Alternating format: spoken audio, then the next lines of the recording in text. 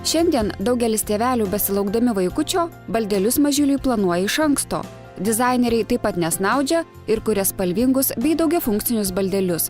Pradėkime nuo svarbiausio baldelio, žinoma, tai lovytė. Tai yra natūralaus medžio lovytė, dažyta ekologiškais dažais, su apvalintais krašteliais uždėta gumelė, kad vaikutis neužsigautų. Gali būti jos ir su ratukais stumdamos, ir supamos, ir gali būti su stalčiukais, kad sudėti taupant vietą ir reguliuojasi, keliasi jų dugnas. Jeigu vaikutis yra dar kūdikėlis, visai dar mažiukas, dugnas yra pakeliamas aukščiau, kad nereikėtų mamytei taip žemai lenktis. Vėlgi tas dugnas gali leisti žemyn sulig vaiko amžiumi.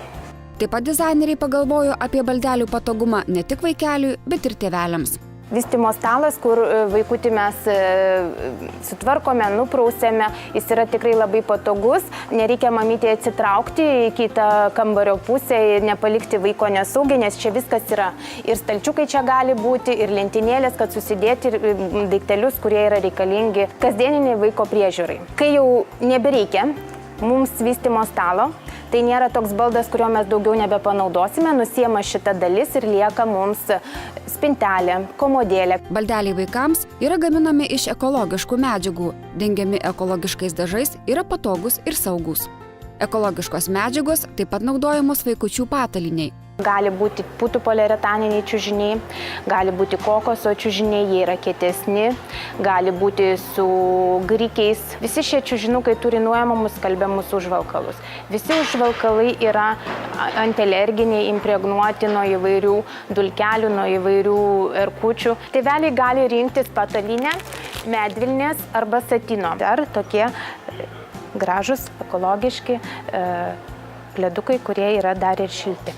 Vaikai auga greitai. Dizaineriai ir apie tai pagalvojo. Dar viena iš dalių yra tai, kad jis išsijama stripeliai, kad vaikutis galėtų jau pats ir kai vaikšto įlipti ir išlipti iš lovytės be tėvelių pagalbos. Gali būti 2 viename, 3 viename, o štai čia net 5 baldeliai viename.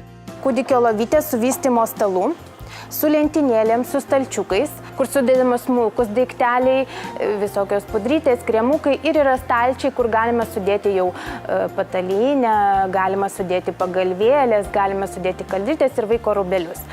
Šitas baldas yra patrauklus tuo, kad jisai persirenka į kitus baldukus, kai vaikas yra didesnis. Tai yra stalas, lova su stalčiais, lentynėlės, stalčiukai po stalu ir kabinamos lentynėlės ant sienos. Tai jūs turite ir kūdikio baldus, ir paaugusio jau didesnio mokyklinio amžiaus vaiko baldus. Taigi auga vaikučiai, auga ir baldeliai. Viena iš tokių lovyčių yra auganti lovytė. Tėveliai labai dažnai jas renkasi, nes jinai gali didėti.